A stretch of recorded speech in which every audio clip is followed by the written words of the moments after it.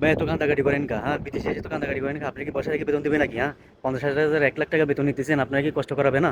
কষ্ট করে বেতন নিবে। হ্যাঁ, আমরা খানা দানা খাই না, আমরা প্রবাসীরা, আমাদের কেউ বুঝে না, বউ বাচ্চা বুঝে না, ফ্যামিলি বুঝে না, টাকা দিতে হয়, গোলামের মতো খাটতে হয়। কখন আসে কখন যায়, ডিউটির কোনো খবর থাকে না, সরকার আমাদের দেখে। আপনাদের খবর কি জন্য নিবে? আপনার কি সরকারি জোর করে পাঠাইছে, নাকি আপনার ফ্যামিলি জোর করে পাঠাইছে? আপনি ঋণ করে নিয়ে পাঠাইছেন, আপনি ঋণ করে নিয়ে আসছেন, জমি জমা বেশি আসছেন, এটা আপনার দোষ। আপনি কেন এরকম নাটক করতেছেন? নাটক করার দরকার কান কি? যদি বিদেশ ভালো লাগে তাহলে বাড়িতে চললেন না?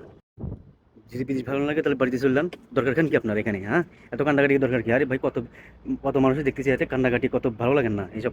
আহ, এই সমস্যা সেই সমস্যা আমাদের, বিদেশে এসে আমরা ফাঁসি গেছি, বিপদে পড়ছি। আরে ভাই, বিদেশে এসে আমিও তো বিপদে পড়ছি।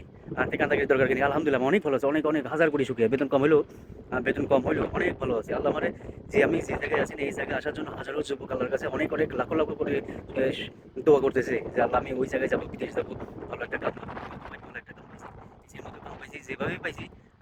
থার্ড ক্লাস কোম্পানি মানে, আমি কি বলে, সাপ্লাই কোম্পানির মাধ্যমে আসিও যে যে কোম্পানিতে কাজ পাইছি, আলহামদুলিল্লাহ।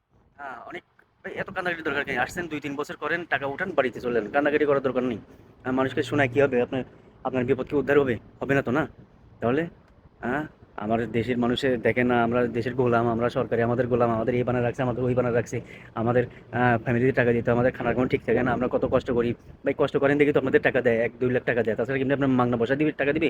হ্যাঁ, দেশে থাকলে আপনাদের কেউ দিত না 1 টাকা, এখানে এসে আপনার 1 লাখ নিতেছেন, শরম লাগে না? আবার কোন বড় বড় কথা, এসব শুনলে ভালো লাগে না। মানুষের এই যে যেগুলো পাইতেছেন সেগুলো আলহামদুলিল্লাহ বলে স্বীকার করেন, ব্যাস। আপনারা না শুক্রিয়া করেন দেখেই আপনারা আর পান না।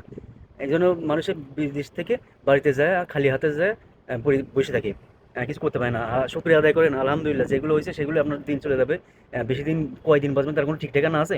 যা পাইতেছেন আলহামদুলিল্লাহ আদায় করেন।